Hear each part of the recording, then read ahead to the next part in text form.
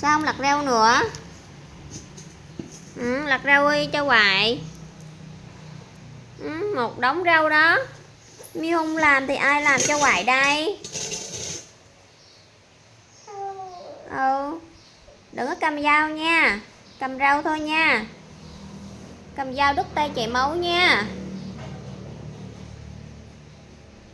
Rồi nhặt rau bỏ vô rổ đi.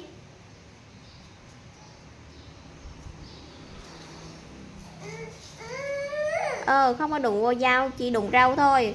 Nhặt rau bỏ vô rổ nha.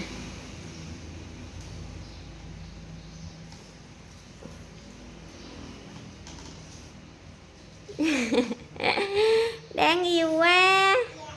Cái đó là cái gì nhỉ?